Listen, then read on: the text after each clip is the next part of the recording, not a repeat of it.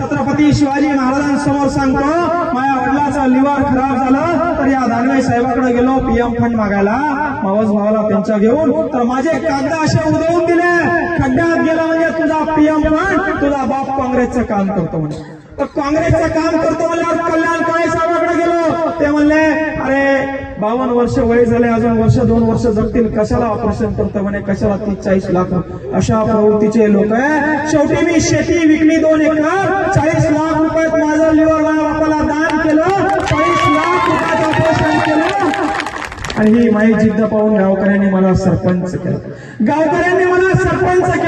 गावकऱ्याच्या घरकुलासाठी लढलो त्यांच्या विहिरीसाठी लढलो त्या पंचायत समिती कार्यालयासमोर 2 लाख रुपये उडाले आणि माझ्या गावाबरोबर पूर्ण तालुक्याला 6000 विहिरी मंजूर करून घेतल्या वेळ प्रसंगी समाजासाठी लढलो समाजाला